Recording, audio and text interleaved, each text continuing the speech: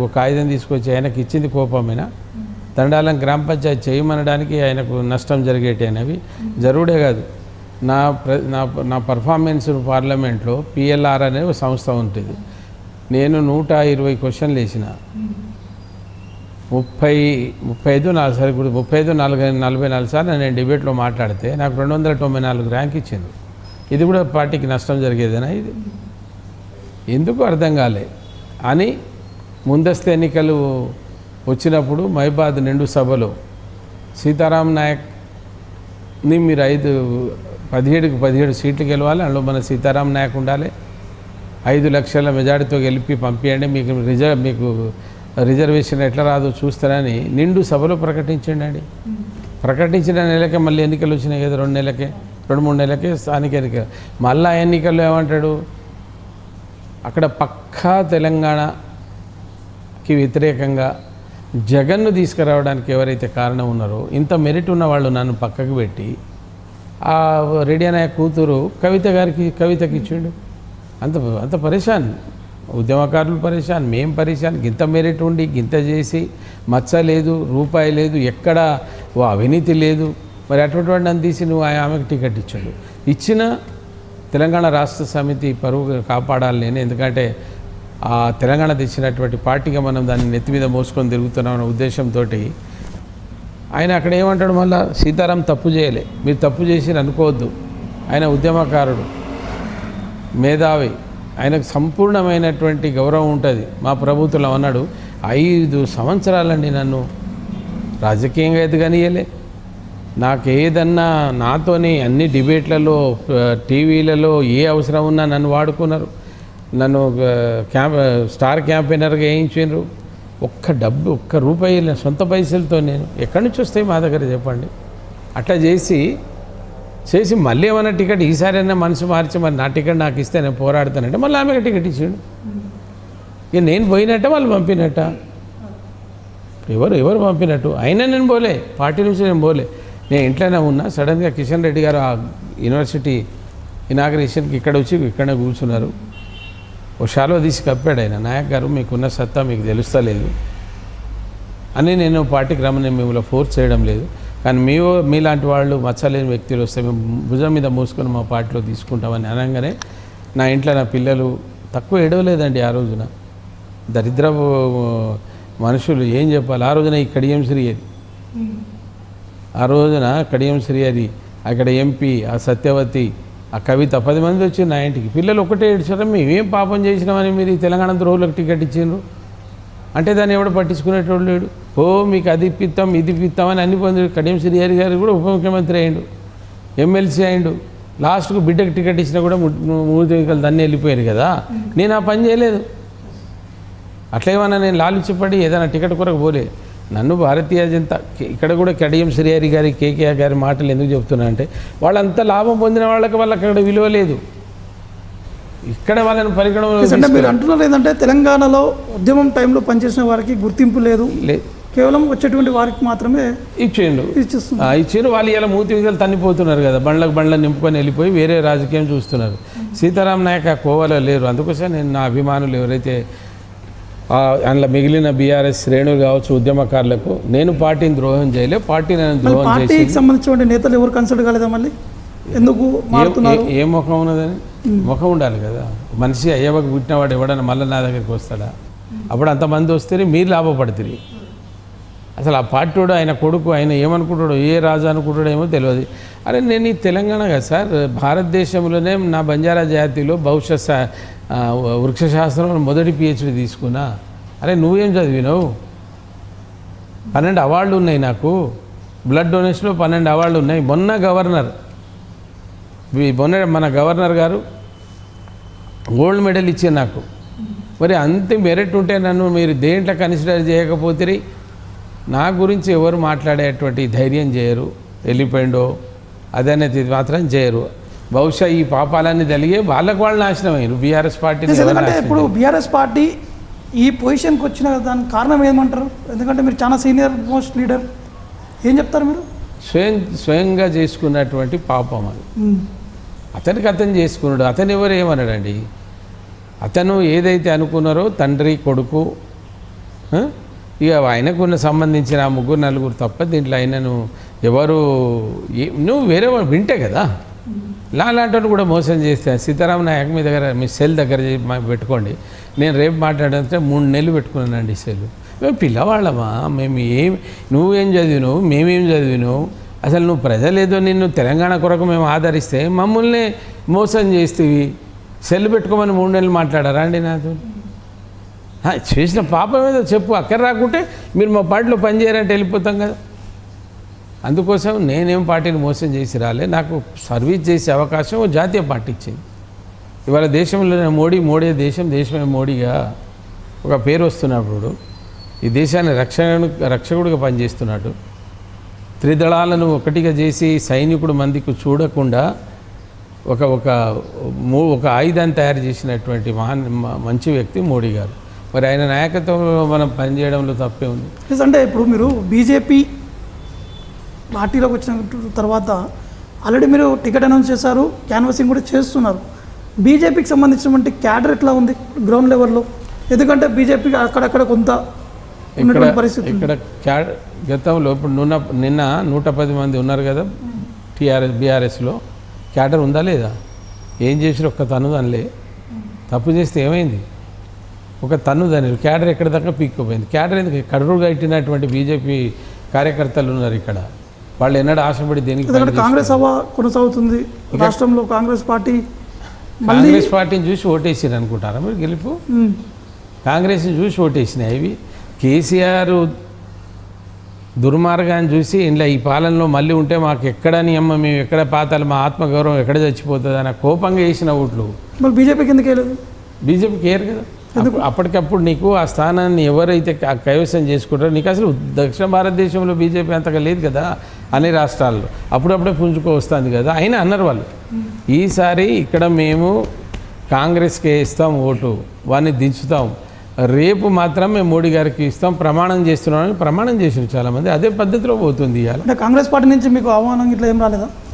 Congress party నుంచి ఆహ్వానం వాళ్ళు ఇస్తారండి, నాలాంటి చదువుకున్న వాళ్ళకి రావు, మీకు అది తెలుస్తలేదు.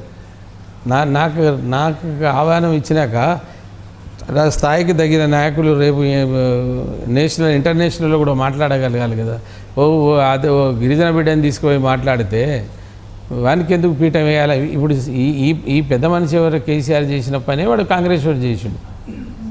మాకు కాంగ్రెస్కి అవినాభావ సంబంధం ఉంది. ఒకప్పుడు ఇందిరాగాంధీ మాకు 1976లో 20 ఏళ్ళు అన్యాయం చేసి మమ్మల్ని ఇలా కలిపిన వాళ్ళు. అది ఇప్పటికీ మా జాతిలో అక్కడిక్కడ కొంత ఉన్నది అది. కానీ ఇప్పుడు ఏం జరిగింది? మోడీ గారు వచ్చినాక అసలు మేమే కదండి, మా పుట్టుకలేంది, మేము పొద్దున్న లేస్తే రామ్ రామ్ అంటారు. ఏ కమ్యూనిటీ ఏ జాతి అనదు. ఎవరు కలిసినా మేము రామ్ రామ్ అంటాం. మేము ఏమైనా ఆటలు ఆడితే రామణ్ లక్ష్మణ్ చాలేరే వనవాసేన్ అని పాట పాడతాం. అంటే మాకు ఆ రామునికి ఆ రోజు నుంచి బంధం ఉంది. కానీ ఇక్కడ ఉండేటువంటి పరిస్థితుల వల్ల, ప్రాంతీయ పరిస్థితుల వల్ల మేము అంతగా మోయలేకపోయినాం. ఇవాళ ఇక్కడ 40 లక్షల గిరిజనులు ఉన్నారు, లంబాడీలు ఉన్నారు. రేపు మేడారం సమ్మక్క సార్లను జాతీయ పండుగ చేస్తా. సంత్ సేవాలాల్ మహారాజ్ జయంతిని దేశవ్యాప్తంగా గురునానక్తో సహా చేస్తా. ఇవాళ అడిగే వచ్చా నేను, మా భాష లేదు. నేనా చేరేటప్పుడు కమిట్మెంట్ అడిగినా, నాకు ఇది చేయాలన్నా. వాళ్ళు నువ్వు అడిగేటి 100% జెన్యూన్. మోడీ గారు ఇవి వింటే, మీ మాట వింటే తప్పకుండా వీటి కనికరెక్ట్ ఇస్తారన్నాక ఇక అంతకంటే నాకేం కావాలి? అందుకొరకనే నేను పార్టీలోకి వచ్చిన, పార్టీలోకి చేస్తున్నా.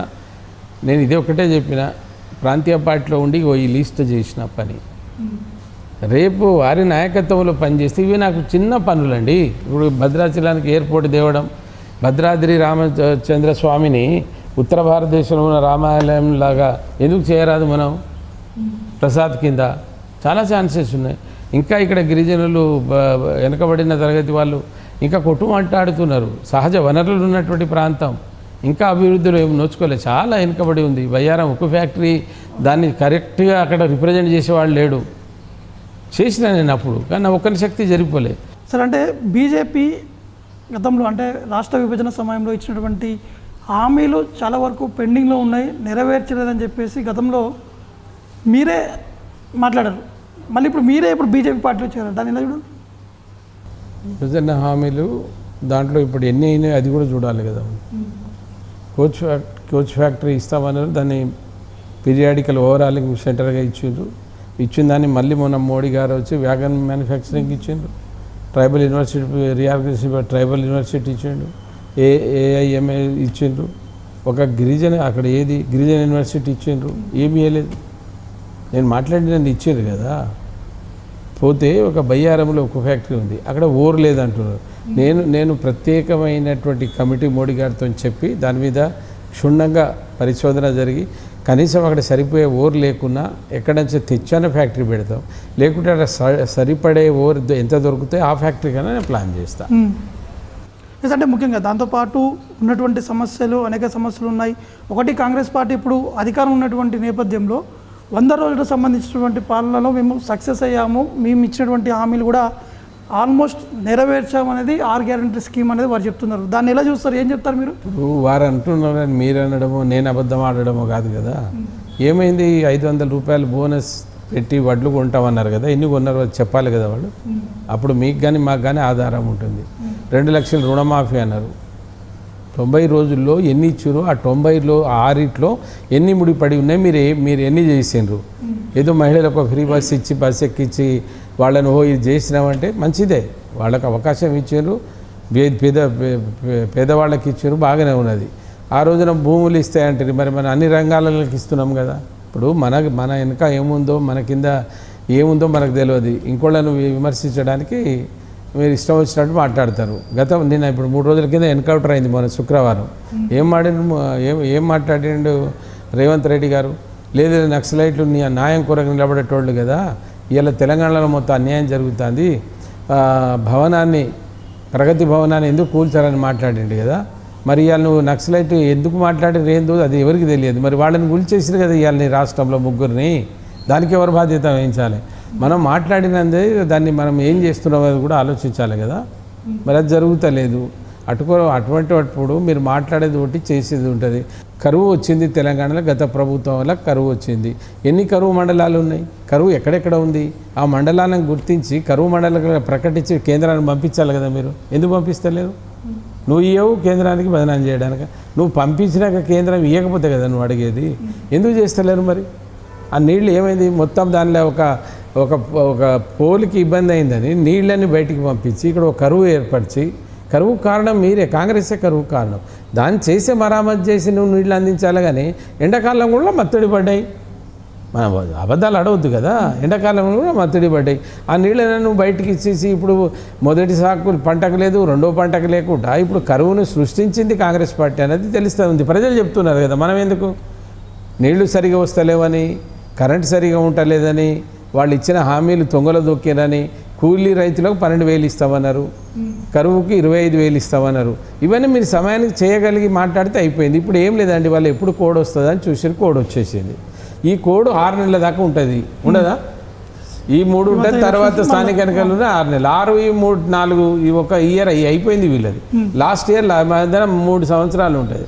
ఆ 3 సంవత్సరాల్లో మీరు ఏం చేస్తారో ఏందో ప్రజలు గమనిస్తూ ఉన్నారు. అంటే మీరు అబ్జర్వ్ చేశారు కదా, కాళేశ్వరం సంబంధించినటువంటి ఇష్యూ గత ప్రభుత్వం ప్రతిష్టాత్మకంగా తీసుకుంది, నిర్మించారు, అంతా ఓకే, నీళ్ళు అందించారు. రీసెంట్గా జరిగినటువంటి కాళేశ్వరం అంశము కాంగ్రెస్ పార్టీ ఎక్కువగా బలంగా తీసుకెళ్ళింది ప్రజల్లోకి. ఒక్కసారిగా ఎందుకు సైలెంట్ అయ్యారంటారు? ఎవరు? కాంగ్రెస్ పార్టీ. ఇక అంతే, వాళ్ళకు అక్కడ సరి అయినటువంటి ప్రజల నుంచి స్పందన రావాలి కదండి. అరే ఇల్లు కడితేనే ఒకసారి కుప్పకూలిపోతుంది కదా ఇది. అంటే ఇప్పుడు దేనికైనా కావచ్చు, ఏ ప్రభుత్వం కట్టినా కూడా అది మంచిగా ఉండాలన్నారు, కానీ దానివల్ల బ్లేమ్ చేసుకోవాలి, దాని మీద అపకీర్తి తెచ్చుకోవాలని ఉండదు కదా. ఆడ ఎవరికి బాధ్యులైతే వాడిని జైల్లో పెట్టండి, వాటితో మళ్ళీ కట్టియండి. కేసీఆర్ చేస్తే ఉంటే కేసీఆర్ని బాధ్యులు చేయండి, వద్దంటలేము.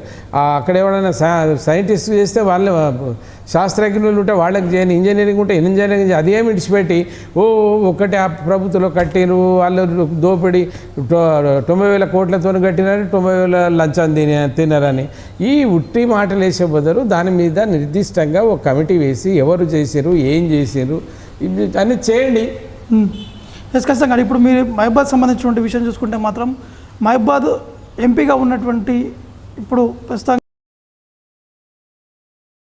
బీఆర్ఎస్ పార్టీ నుంచి కూడా పోటీ చేస్తున్నటువంటి వారు ఖచ్చితంగా మళ్ళీ వారే ధీమా వ్యక్తం చేస్తున్నారు. ఎందుకంటే కాంగ్రెస్ పార్టీ ఇక్కడ రాష్ట్రంలో అధికారంలోకి వచ్చినప్పుడు కూడా ఖచ్చితంగా కాంగ్రెస్ పార్టీ కేంద్రంలో మేమే బీఆర్ఎస్ పార్టీ కొంత ఎఫెక్ట్ ఉండబోతుందని చెప్తున్నారు వారు. బీఆర్ఎస్ పార్టీ బీఆర్ఎస్ ఎక్కడుంది ఇప్పుడు? టీ తీసేసి తలకాయ తీసేనాడే టీఆర్ఎస్ పోయింది, ఇంకెక్కడ దండిగా బీఆర్ఎస్ ఎక్కడ ఉందో చెప్పరాదు మీరు. ఏమైంది? అందరూ వెళ్ళిపోతున్నారు కదా, ఎవరైతే వాళ్ళతో బాగుపడ్డ వాళ్ళే వెళ్ళిపోతున్నారు, దానికి భవిష్యత్తు లేదనేది ఉద్యమ నాయకులు అయితే చాలా మంది ఉన్నారు కదా. ఎవరు ఉద్యమ నాయకుడు వాళ్ళు ఎవరు లేరు, అంత కిరాయికి వచ్చిన ఉద్యమ నాయకులు ఎవరు ఉన్నారండి? చెప్పండి, ఫలానాడు ఉద్యమ నాయకుడు ఉన్నాడు అని చెప్పండి. నిజమైనటువంటి ఉద్యమ నాయకులు ఎవరు ఉన్నారు? ఎవరైనా ఉంటే ఒకరిద్దరు ఉండవచ్చు, విధి లేక వాళ్ళకేదో ఆడ పడేస్తే వాళ్ళే ఉన్నారు. వాళ్ళకి ఏమైనా గౌరవం ఉందా? ఏమైనా మాట్లాడే శక్తి ఉందా? గౌరవం ఉందా? ఏమైనా చేస్తున్నారా? ఏం లేదు. వాళ్ళేదో ఇద్దరు ముగ్గురు ఉండవచ్చు, కానీ వచ్చిన వాళ్ళంతా అది అది అంత వచ్చిన కిరాయి టీం అనేది అందరూ చెప్తూనే ఉండే, అందరికి తెలిసినటువంటి విషయమేనా. అందుకోసం బీఆర్ఎస్కి ఏం చేస్తారండి? ఓటేసి కవితను గెలిపిస్తే ఈ 6 సంవత్సరాల్లో ఏం చేసిందో చెప్పండి. 6 సంవత్సరాల్లో ఏం చేసిందో మీరు చెప్పండి. ఇది నేను చేయగలిగినన్ని కరెక్ట్గా నిర్ధారణ ఉండాలి. ఇక నేను హైదరాబాద్ని కూడా నేనే కట్టించిన అంటే ఇప్పుడు మనం ఏం చేస్తాం, చేస్తామా? అట్లా కాకుండా ఏమైనా చేసినా చెప్పండి. నేను చెప్తున్నా, నేను బీఆర్ఎస్ పార్టీలో ఉండి బీజేపీ పార్టీ నుంచి నేను సాధించినటువంటి పనులు ఇవి. ఇంట్లో ఏ ఒక్కటి తప్పైనా తుమ్మల నాగేశ్వరరావుని అడగండి, కాంగ్రెస్ పార్టీ నాయకుడిని. ఎవరినో కాదు, కాంగ్రెస్ పార్టీ తుమ్మల నాగేశ్వరరావు గారిని అడగండి. చాలా గొప్ప వ్యక్తి ఆయన, వాస్తవానికి మంచి వ్యక్తి, న్యాయంగా మాట్లాడతాడు. పార్టీలు రాజకీయాలు న్యాయంగా మాట్లాడుతాయి. ఈ చిట్టి ఆయనకి ఇవ్వండి, ఈ 15 పనులు. ఇలా సీతారాం కాంట్రిబ్యూషన్ ఏమైనా ఉంటే ఆయనే చెప్తారు. వీళ్ళకి ఇస్తే ఇవన్నీ అబద్ధం, మేమే చేసినామంటారు. నువ్వు బలరాంకి ఇచ్చినా కవితకి ఇచ్చినా ఒప్పుకుంటారండి. వాడు ఎలక్షన్లు నిలబడేటోళ్ళు ఎవరు ఒప్పుకోరు, ఇవన్నీ మాయ అంటారు. కానీ ఇది నేను ఎవరిని అడుగుతున్నా, దయచేసి తుమ్మల నాగేశ్వరరావుకి ఇవ్వండి. తుమ్మల నాగేశ్వరరావుకి ఇస్తే ఆయన చెప్తాడు, నేను ఏం చేయి, వాళ్ళు చేసింది ఏదో చెప్పమని. ఏదన్నా నా మీద అపనింద ఉంటే నిజంగా మీరు ఇవన్నీ తప్పులు చేసినారు కదా చెప్పండి. మీరు నాకు టికెట్ ఇవ్వకపోవడానికి ఒకటే కారణం, ఇక్కడ బలమైనటువంటి కమ్యూనిటీ ఉంది నాది. 40 లక్షల గిరిజనులు 40 లక్షల గిరిజనులు ఉన్నారు ఈ రాష్ట్రంలో. నాకు వాయిస్ ఉంది. రేపు రెండోసారి ఈయన గెలిస్తే కేంద్రంలో మంత్రి ఏదైనా కలిసి వస్తే మంత్రి ఇవ్వాల్సి వస్తుంది. ట్రైబల్ మంత్రి ఇస్తే బిడ్డకి ఇవ్వరాదు. ఇది ఎంత దారుణమో చెప్పండి. బిడ్డ ఓడిపోయింది, నీ కులపైన ఆయన వినోద్ అనే అతను ఓడిపోయాడు. బిడ్డను తీసుకొచ్చి ఎంపీలు ఓడిపోయిన కొద్ది రోజులకే తీసుకుపోయి ఎక్కడ కూర్చోబెట్టిన వినోద్ని క్యాబినెట్లో కూర్చోబెట్టినావు. ఈ గిరిజన బిడ్డ ఈ రాష్ట్రంలో మొదటి PhD చేసిన నేనేం తప్పు చేస్తే చెప్పు. మరి నన్ను 5 సంవత్సరాలు నాతో సర్వీస్ చేయించుకోవడం నీకు పాపం తలగలే? ఇప్పుడు తలుగుతుంది కదా ఆటోమేటిక్గా. అది నాదే కాదు, ఇట్లా ఎంతమంది పాపం తలిగిందో నీకు అనిపిస్తుంది నాకు. ఆయన ఎందుకు నీ బిడ్డకి ఇచ్చుకున్నావా లేదా ఎమ్మెల్సీ? నీ చుట్టపొలకి ఇచ్చుకున్నావా లేదా? ఈ తెలంగాణ కొరకు మమ్మల్ని అందరిని తరిమినటువంటి మహేందర్ రెడ్డి గారికి 3 నెలల ముందు కూడా మంత్రి ఇచ్చినావు కదా. అరే మేమేం చేసినాం భయ్, మీరు అది చెప్పాలి కదా. లేదు నాయక్ గారు, మేము మీద నువ్వు పార్టీకి ఈ చెడు పేరు తీసుకొచ్చినావు, లేదా మీ జాతికి నువ్వు పని చేయలేదు అంటే నేను చెప్తున్నా కదా. ఎవడని చేస్తే చెప్పమని, నాతో ఉన్న 15 మంది ఎంపీలలో 16 మంది ఒక్కరికి చెప్పమని ఈ పనులని, వాళ్ళనే చెప్పమని ఇవి సీతారాం చేయలేదని. ఇప్పుడు ఆ పార్టీ నుంచి మారి వేరే పార్టీలో ఉన్నారు, అందులో కూడా ఉన్నారు కదా. ఆ పార్టీలో ఉండేటువంటి మంత్రులు ఎవరైతే ఎంపీలు ఉన్నారో ఈ కాగితం చూపెట్టు. సో నేనేమంటున్నానంటే, మోడీ గారి ప్రభంజనం, మోడీ గారి దేశానికి ఇస్తున్నట్టు సుస్థిరమైనటువంటి పాలన, అవినీతి రహిత పాలన, అభివృద్ధి దిశగా ప్రభుత్వాన్ని తీసుకోపోతున్నది ప్రపంచ దేశాలు గమనిస్తున్నాయి, ఈ దేశ ప్రజలు గమనిస్తున్నారు. నా మంచితనం, నేను చేసిన అభివృద్ధి, నాకు 100కు 100% నన్ను ప్రజలు గెలిపిస్తున్నారు, నేను గెలిపిస్తున్నాను. ఒకవేళ అంటే ఎందుకు మళ్ళీ సీతారాం నాయక్ని గెలిపించాలి? ఇప్పుడు మీరు ఏం చేస్తారు అంటే ఏం చెప్తారు ప్రజలు? ముఖ్యంగా ఈ దేశానికి నాలాంటి వాళ్ళు అవసరం. నా జనాలే కాదు, ఈ దేశంలో ఏది ఉన్నా, నేను పార్టీలో ఉన్నా, సార్ ఇది తప్పు జరుగుతుందని చెప్పగల శక్తి నాకుంది. అది నేను చెప్తా.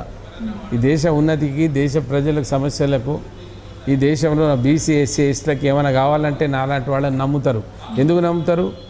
నేనేదో బ్రోకర్గిరి చేసేటోని కాదు, ఓ ప్రాజెక్ట్ అడిగేవాడిని కాదు, లేదా నాకేం సంపాదన లేదు కనుక నేను చెప్పింది కరెక్ట్ అని మోడీ గారు, ఆయన కూడా వేదింటి నుంచి వచ్చినటువంటి వాళ్ళే కదా, ఆయనకేం స్వార్థం లేదు కదా.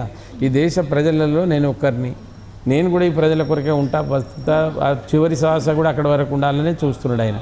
అందుకోసం నేనేమంటున్నానంటే, వారి ప్రభంజనం, నా మంచితనం, నేను చేసిన అభివృద్ధి నాకు తోడైతుంది. బీజేపీకి మొత్తం ఎన్ని సీట్లు వస్తాయి అనుకుంటున్నారు దేశవ్యాప్తంగా? అబ్కి బార్ 400 పార్ అనేది ఉంది, గతంలో 300. కానీ ఆ విధంగా లేదు. మోడీ సర్కారు వచ్చిన తర్వాత అన్నీ కూడా ప్రైవేటీకరణ చేయడము, అమ్మేయడము, దేశాన్నే మళ్ళీ ఇస్తే అవకాశం ఇస్తే దేశాన్ని అమ్మేస్తారనే విధంగా మాట్లాడుతున్నారు. అది ప్రజల్లో కనబడతలేదు కదా, ఆ వ్యతిరేకత ఉట్టిగానే కనబడుతుంది. ఆ వ్యతిరేకత మనకు ఉట్టిగానే కనబడుతుంది, అది కనబడతలేదు. ఎందుకు కనబడతలేదు అంటే ఆ దేశం పరిపాలన ఒక దిక్కు పోతుంది. ఇప్పుడు కరెక్టే, ప్రభుత్వ రంగ సంస్థలను ప్రైవేట్ చేయవద్దని నేను కూడా మాట్లాడినా, కానీ దాన్ని ఆ విధంగా తీసుకుపోతలేరు వాళ్ళు. దాని నుంచి ఏం లాభం వస్తుంది ప్రభుత్వానికి, ఇంకా దీనివల్ల ప్రజలకేం పంచిపెట్టాలనేటువంటి ఆలోచనల్లో వాళ్ళు చేసేటువంటి పనులు మనకు కనబడుతున్నాయి. అందుకోసం మనల్ని ఇప్పుడు అట్లా ఏది ఉంటే నార్త్ ఇండియాలో 5 సంవత్సరాల కింద ఉండేటువంటి రామాలయం, రాముడు పుట్టి ఎక్కడో ఒక చిన్న గుడిసెలో పడి ఉంటే ఇవాళ ఏమైంది? మనం భక్తులమే కదా, మనమంతా నాస్తికులం కాదు కదా, ఆస్తికులం.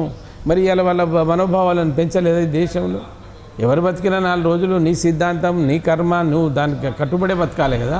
అంటే అయోధ్య సెంటిమెంట్ వర్కౌట్ అవుతుందంటారా? 100%, 100 కంటే ఎక్కువ % అవుతుంది. ఎందుకు కాదు, ఎందుకు కాకూడదు? ప్రతి ఇంటి మీద చూడండి జై శ్రీరామ్ అనేదే ఉంది. ప్రతి ఇంటి మీద జెండా కట్టుకున్న వాళ్ళు తప్పకుండా ఈసారి మోడీని ఆదరిస్తారు, మోడీకి అవకాశం ఇస్తారు. అందులో మనం ఏమి అంటే బీజేపీ అనేది ఎప్పుడు చూసినా ఎన్నికల టైంలోనే ఈ మత రాజకీయాల్లో ఏదో సంథింగ్ ఏదో క్రియేట్ చేయడము, అక్కడ ఉన్నటువంటి వారందరినీ అట్రాక్ట్ చేయడం విషయంలో బీజేపీ. ఇది దక్షిణ భారతదేశంలో ప్రాంతీయ పార్టీలు ఎక్కువ ఉన్నాయి. ప్రాంతీయ పార్టీలు, జాతీయ పార్టీల సంఖ్య ఇక్కడ తక్కువ ఉన్నప్పుడు, అందులో మీరు అన్నారు ఇంతకుముందు, ఆ ఫోర్స్ ఏదైనా తక్కువ ఉన్నప్పుడు వాళ్ళు డామినేట్ చేస్తారు. డామినేట్ చేసిన మైనార్టీ ఎప్పుడు మైనార్టీలో ఉంటుంది కదా, కానీ ఇవాళ అది లేదు. ఇవాళ దేశం మొత్తమే మోడీ మీద ఎలక్షన్ జరుగుతున్నప్పుడు ఇది ఎక్కడ అడ్డు వస్తుంది? మోడీ పేరు మీద ఎన్నికలు జరుగుతున్నాయి కనుక ఇక్కడ అడ్డు వచ్చేటువంటి పరిస్థితి లేదు. కనుక మోడీ గారు అదే అబ్కి బార్ 400 పార్ అనేటువంటి దాంట్లో ఉంటుంది. అందులో నా సంఖ్య ఉంటుంది, నేను చేసిన పనులు, నా మంచితనం, లేదా ఎవరన్నా వాళ్లకు ఓటేస్తే మాత్రం అది అభివృద్ధి నిరోధకానికి మూలం అవుతుంది తప్ప లాభం అయితే జరగదు. అంటే మీ తర్వాత ఈ 5 ఏళ్ల పాటు మీ మహబూబాద్ పార్లమెంట్లో అభివృద్ధి జరగలేదంటారా? ఏం మాత్రం ఏం చెప్పరాదు మీరు మీ మీడియా కూడా తెలుస్తుంది కదా. కవిత ఇది తీసుకొచ్చింది, మీరు ఎట్లా అంటారని చెప్పండి. ఏకలవ్య స్కూల్ నేను తెచ్చినే ఉన్నది, పాస్పోర్ట్ నేను తెచ్చిందే ఉంది, 7 అది సబ్ పోస్ట్ ఆఫీస్ తెచ్చింది నేనే, బిఎస్ఎన్ఎల్ టవర్ తెచ్చింది నేనే, 240 కిలోమీటర్ల. ఇప్పుడు ఏదో అంటుందట, నేను ఉన్నప్పుడు ఆర్డర్ నువ్వు ఉన్నప్పుడు వస్తాయింది, ఆర్డర్ వస్తాయి, ఎవరు వచ్చినప్పుడు చనిపోయినాక కూడా అవార్డులు వస్తాయి, వస్తలేవా బిరుదులు. ఇక గిట్లు ఉన్నది ఈ కథ అంతా. అందుకోసం ఏం జరిగిందో చెప్పండి, ఏం చేసినావు 5 ఏళ్ళలా? అంతేందుకండి, 2 కులాల మధ్య సమస్య వస్తే గిరిజన కులాల మీద లంబడోళ్ళు గిరిజనులుగా తీసేయమంటే ఎక్కడ మాట్లాడినావు? మాట్లాడాలంటే రెచ్చుడు కొట్టుడు కాదు, మాట్లాడాలంటే రెచ్చగొట్టేది కాదు, మాట్లాడాలంటే వాళ్ళతో మనం కూర్చుని మాట్లాడాలి కదా. ఎవడో రాజకీయాల కొరకు ఒకరిద్దరు చేస్తున్నారు, ఇది తప్పు, మనం కలిసే ఉండాలి, మన అన్యాయం ఉంటే ప్రభుత్వంతో కొట్లాడాలని చెప్పాలి కదా. చెప్పినావా? బడా మాట్లాడిండా? నువ్వు మాట్లాడిన జాతి గురించి మాట్లాడాలి. సంత సేవాలాల్ మహారాజ్ నీ ఆరాధ దైవం, దేశ విదేశాలు ఉన్నది. ఎప్పుడన్నా పార్లమెంట్లో నా సంత సేవాలాల్ గురించి ఎందుకు గుర్తిస్తారన్నమాట? నేను చెప్తున్నా కదా. గురునానక్ జయంతిని ఏ విధంగా 4 కోట్ల జనాభా జయంతిని చేస్తున్నారో మోడీ గారిని నేను ప్రాధాయపడి ఒప్పించి ఈ దేశంలో సంత సేవాలాల్ మహారాజ్ జయంతిని ఈ బంజారాల ఆత్మగౌరవం పెరిగేటట్టు జాతీయ పండుగగా, జాతీయ ఉత్సవాలుగా చేసేటట్టు నేను కంకణం బద్దునై చేయగలుగుతా. దాన్ని భాష 13 కోట్లు మాట్లాడేటటువంటి 12 కోట్లు మాట్లాడే బంజారా భాష, దానికి భాష లేదు. మా ఇతిహాసం లిఖితపూర్వ చరిత్రగా ఏర్పడలే, మేమంతా దీంట్లో కురుక్కుపోయి ఉన్నాం. ఆ భాషను 8th షెడ్యూల్లో, కాన్స్టిట్యూషన్లోని 8th షెడ్యూల్లో చేర్పిస్తా. సమ్మక్క సారలమ్మ జాతరను జాతీయ పండుగ కేంద్రం నుంచి రావలసినవి, కేంద్రం నుండి మనం చేయవలసినవి, నేను 100% సక్సెస్ అవుతానండి. చివరిగా ఒకటి, మీ పార్లమెంట్